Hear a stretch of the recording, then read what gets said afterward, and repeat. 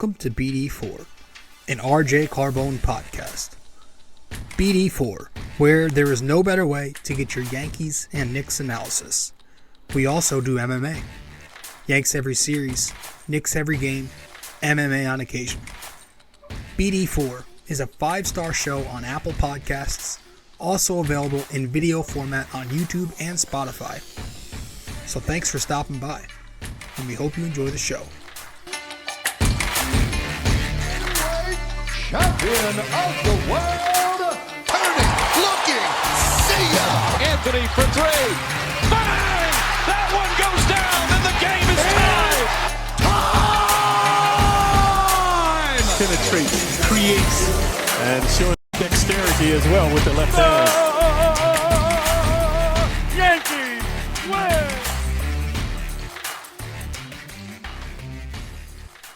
win! All right. What's up? Knicks win last night. We're getting right into it. Gonna be a shorter episode again. I've just been a little busy lately. Episode 480. I don't have my voice too, so excuse me for that. Part of the reason is because I was screaming during last night's game. But a big win for the Knicks last night. Now just 2 back from the Jersey Nets, the number 5 seed. Miami also lost, making the Knicks just a half game behind them at number 6. And if you look behind them, Atlanta also lost, or just a few games behind the now 32-27 Knicks. And standings aside, this was huge. It was a big one because it was a huge statement win, right? The Knicks snapped the 9-game skid against the Nets. But to me, given everything that's happened in that organization over the last week or two, this was a game that had bragging rights on the line. And I think last night the Knicks snatched it back, at least for the time being.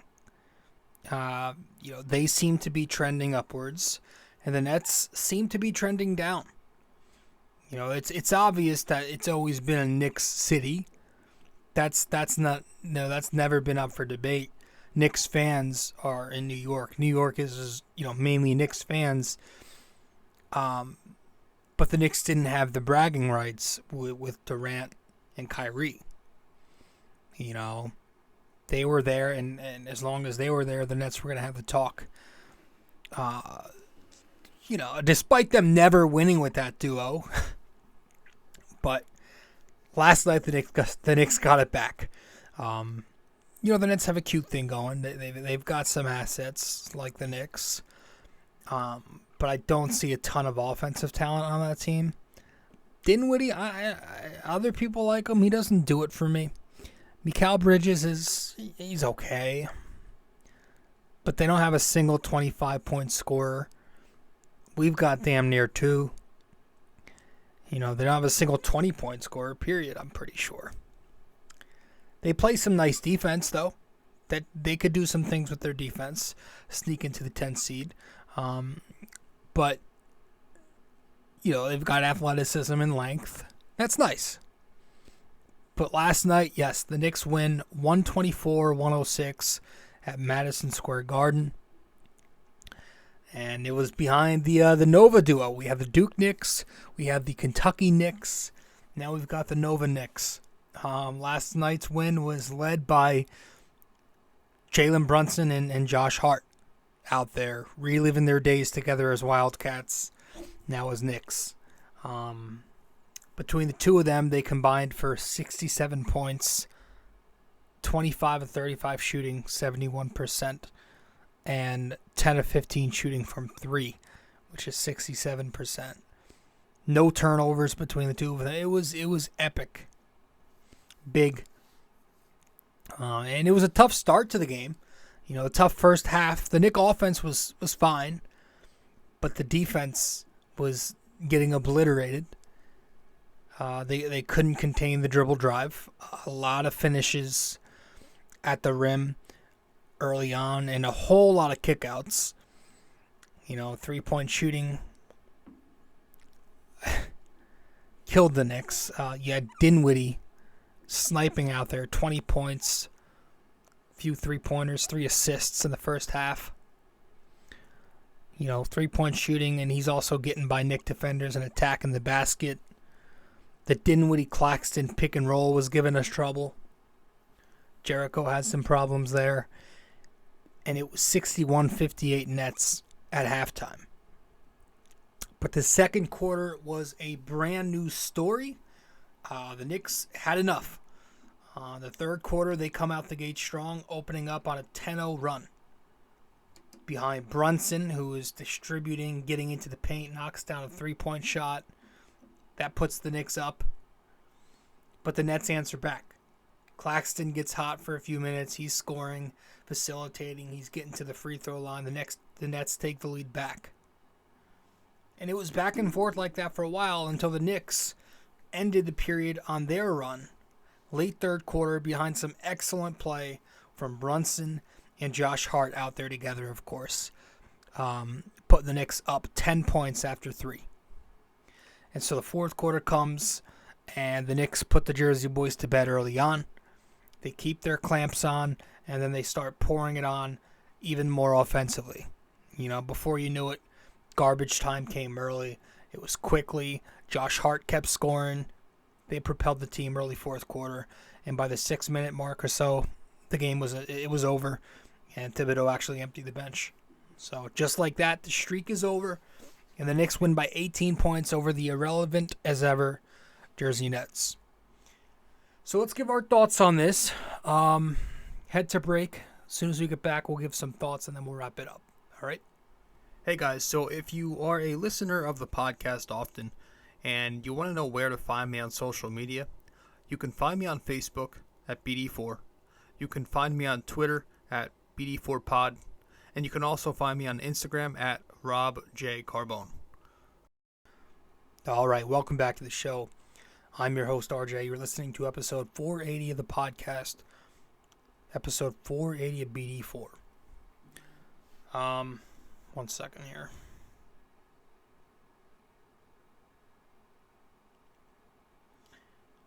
All right. Sorry. The defense locked down the second half last night. It was like a tale of two halves. Looked like the Nets were on pace for 120-something points, but the Knicks clamped down in the second half. They held them to just 45 points, 41% shooting, and 3 of 13 three-point shooting. On the inside, Hartenstein did an excellent job holding down the paint. Nets finished with just 36 points down there. He helped slow down Claxton. I thought the Knicks held Dinwiddie quiet in the second half, which was obviously a key. Only 8 or 9 points in the second half, and that was the game right there to me. Like, I was concerned because he looked like he was on one. The last thing I wanted is for him to keep cooking and propel the Nets to a victory, because I did not have the energy to hear that journeyman open up his mouth. He's an instigator. He's kind of trying to spark up this rivalry, which I like. I respect that. But I'm glad he choked when it mattered in typical Nets fashion. So I thought the defense clamping down was key. But obviously the true hero of the night was once again Jalen Brunson. Bing bang. That's why I'm giving him the game ball. You see the numbers on the screen if you're watching the podcast. 40 points, 15 of 21 shooting, 6 of 9 from 3, 5 assists, a block, and no turnovers. I mean, he's playing like an all-star despite not being selected. He's playing like a star, man. The Nets tried everything. They tried putting their longer wing defenders on him early, which was expected. That's what defenses have tried to do. They had Bridges on him right away. You saw Finney-Smith. They were just trying to prevent him from getting into the lanes, and he countered that with footwork or just simply going to the perimeter instead. And, they were bringing help, but he'd shoot the ball before it even arrived. I mean, he just continues to find a way to get buckets find a way to score, not just at all three levels, but in so many different ways on those spots on the floor. You know, it's the three-point shooting, but it's the floaters when he's in the paint or the mid-range pull-ups. He had the scoop layup last night off a blow-by. Crossover last night, he crossed up that one reserve. Who was it? Sharp? I mean, he was just in his bag the entire night, and he has been lately. 3 40-point games on the year. 2 of them have come in the last 2 weeks.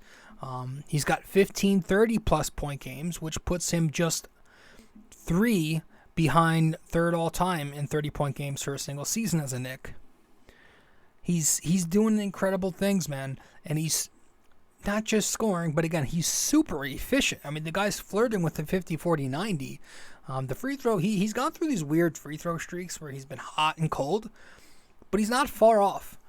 I mean, he scores at such a high volume and high efficiency, and that's really hard to do. You know, how many games do we see him knock down 12, 13, 14 field goals? It's insane. These 50% games, 60%, 70% last night. It's hilarious, man. It really makes me laugh and just chuckle when I'm watching him sometimes. You know, it was that third quarter last night, the third quarter when he just stole any momentum that the Nets had going for them. He goes out there and he drops 17 quick points, 7 out of 8 shooting in the period, nailed all 3 of his triples. It was amazing. And of course, if we're going to talk about Jalen Brunson, it's like now he's got a sidekick off the bench, you know, who he plays well with. And you know, he's familiar, obviously, with his teammate, Josh Hart, who gets the game ball off the bench. Bing bang. Josh Hart, 27 points, his best game of the year, 4 rebounds, 2 assists, a steal, no turnovers for him across 28 minutes. I thought his debut was excellent. Last night made it feel like nothing. The dude is thriving out there, and he's clearly feeding off Madison Square Garden. You can see it. He's out there trash-talking Nets players, Dinwiddie. He's pointing to the New York across his chest, screaming to Knicks fans, yelling out there, jumping after knocking down shots. You can really see how much he enjoys being in the city, and he's clearly embracing it all right now.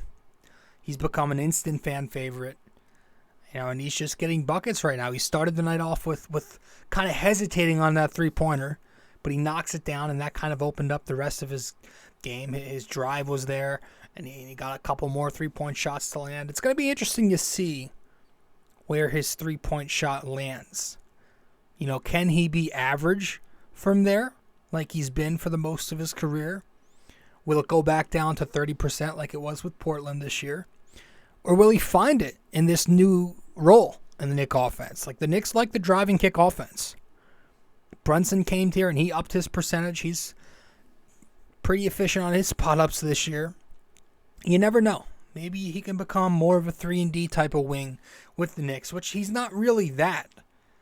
But in this new role, maybe he can be that. I don't know. But again, last night, he's out there playing the break, turning rebounds into transition offense. There was the one play where he intercepts the fast break time from the Nets, and he starts his own going coast to coast, finishes. He's out there using his body at the rim, making deflections in the lane, contesting shots at the rim. You saw the play where he's helping on the elbow, and then he scrambles back down to the low paint to protect the rim.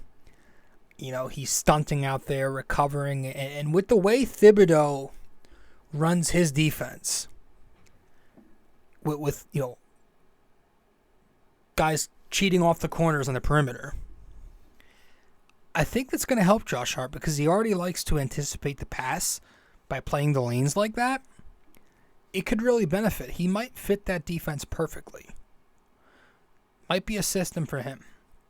And he closed once again last night, and I think that has to be the recipe for the time being, at least. It has to be Brunson, quickly, Josh Hart, Julius Randle, and Isaiah Hartenstein. I think that's got to be your 5 to close the game. You know, RJ and Grimes have done absolutely nothing to deserve late fourth quarter minutes. And Josh Hart has already done enough to get those minutes right now just by playing defense and rebounding alone. You know? I also like that Quickly is still able to do his thing out there, even with another scoring wing aside him. You know, it's not impacted him at all these last 2 nights. He scored 15 against Utah, and he goes for 14 last night, playing a big role in the fourth quarter before the game was out of hand. And that's going to make life easier for Tom Thibodeau. Right, the bench scored 52 points last night. We're used to seeing them in the low 20s. You know, that had to be a season high, or at least a year high. He had 27 from Hart, 14 from Quickly, and a solid 8 points from Hartenstein. Of course, Deuce is the odd man out, and it'd be nice for Obi Toppin to become a half-average player again sometime soon. But, you know, to have at least 3 guys who you can now rely on in the second unit, it's going to make it easier. Thibs now has guys that he can trust. You know, you saw no 40-minute game last night from anyone. Brunson got 36. Randall got 32. Normal for your 2 best guys. And then everyone else, 20-something minutes or less. Guys went into the fourth quarter with fresh legs. And again, I've never been one to over-exaggerate about playing time. And, you know, these guys are too tired at the end of games. I've never bought into that garbage. But on the flip side, giving moderate rest to these guys is never something to complain about either. You know, so I like the way he trusted his guys. He trusted his guards last night, which again, I went into the night a little concerned. Nets have the wingspan. The wingspan, you know, they play good defense. I thought that would affect us some, but Thibs trusted his guards, and it really, really, really paid off. I do want to talk about one topic of conversation, which isn't exactly positive lately. And I'll do that when we get back from break. Talking about RJ Barrett. Stay with us. We'll be right back, and we'll talk a little RJ. BD4 is located on many different platforms. You can listen to the podcast on Apple Podcasts, and if you do there, be sure to give us a 5-star rating and review. You can listen to it on Spotify, but you can also watch the podcast on both Spotify and YouTube. BD4 is available on many other platforms as well. All you got to do is search it up. Apple Podcasts, Spotify, YouTube, and much more.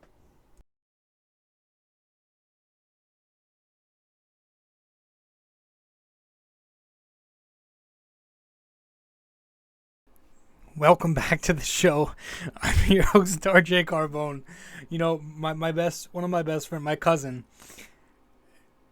you know, occasionally he'll just like randomly text me and he'll start venting over random topics.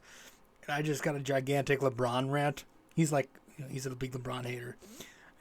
And I cannot wait to read it, but he just sent me like, you know, a quadruple text, 4 different essays on like LeBron, and I can't wait to check it out. RJ Barrett, it's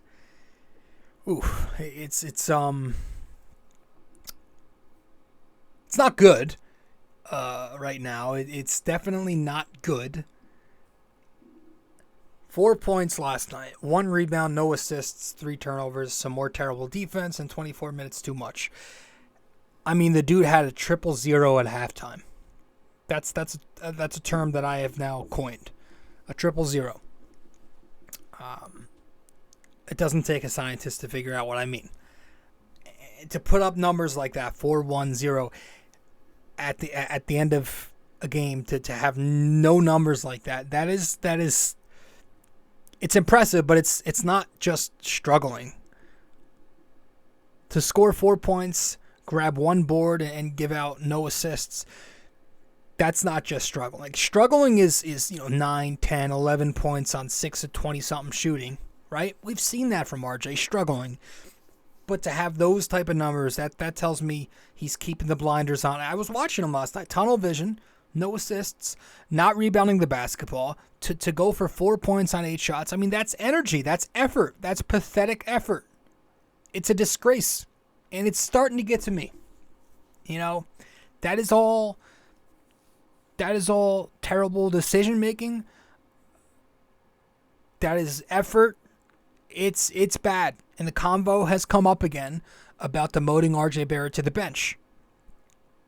First off, the fact that this seems to be an annual conversation says all you need to know about RJ Barrett's consistency or lack thereof.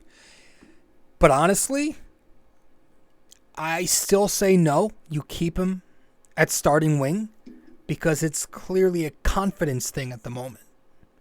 If you send him to the bench, it kind of creates a lot of noise, and that's going to make matters worse for RJ's mental game. And I will say this again. I don't think RJ Barrett is very good. I think he's okay, but nothing more. I think we've seen the best of him, maybe a little better, but I think RJ Barrett is a not so efficient volume scorer with tunnel vision, little defense, an inconsistent three-point shot, and mediocre rebounding. His best skill set is getting to the rim, but he's still pretty below average down there. And he can also thrive on those weak side spot ups, but we don't get consistency on his three-point shot at all. Can't shoot off the dribble. There's no athleticism. And specifically, his feet have gotten incredibly slow. You watch him. Slow feet, and that kills him on the defensive side of the ball. That all said, I still think you ride it out. You let him find his way out of the slump. I mean, I'm already hearing Knicks fans advocating for Josh Hart to start over him. I get that. But at the same time, I like the whole if it ain't broke, don't fix it thing. I think right now we just let it fly. And I just think a lot of Knicks fans are incredibly impatient and overreact more than anything. The Knicks lose one game and it's fire Thibs. RJ Barrett slumps for a few games and it's trade RJ. Which, again, I don't disagree with. But the difference is those same fans are riding his hype train when he's hot. Josh Hart has been here for 2 games. He dropped 27 last night, which he'll probably never do again this year. And you're already hearing start Josh Hart. It's all of this. It's extreme recency bias, being a prisoner of the moment, which, like I always say, you need to zoom out sometimes.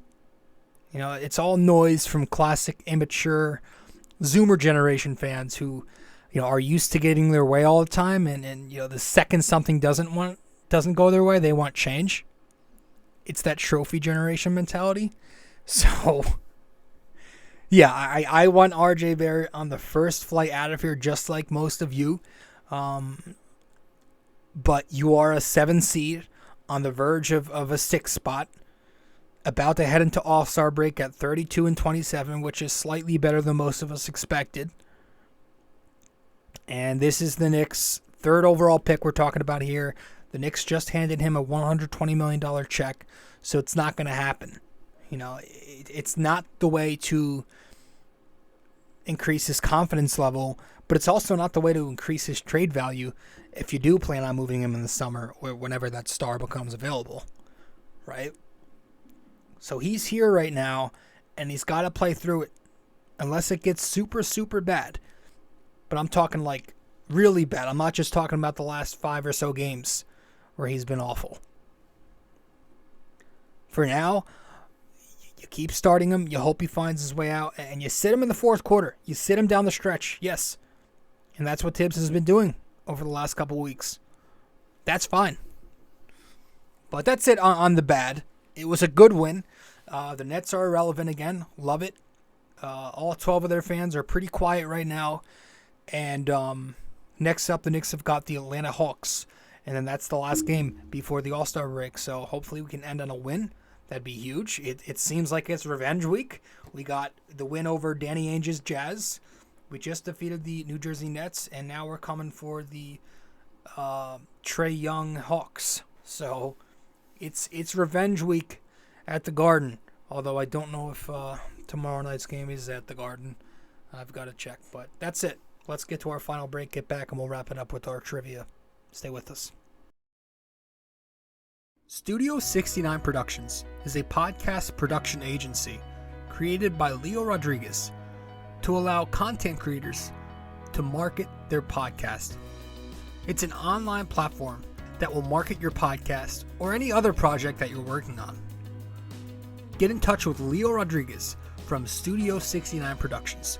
You can find Studio 69 Productions on Instagram at Studio69NJ. Studio 69 Productions, where dreams are heard and born.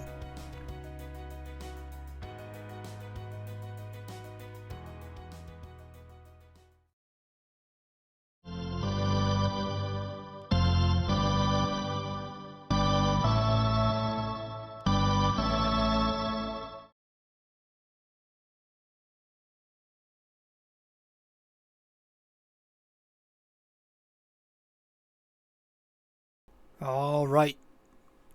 So for this episode 480, our NYY-NYK-MMA trivia question of the day is, which two Knicks from the 2014-15 roster led the team in total minutes and games played? All right. Which two Knicks from the 2014-15 roster led the team in total minutes and games played?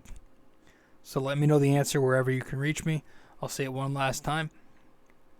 Which two Knicks from the 2014-15 roster led the team in total minutes and games played?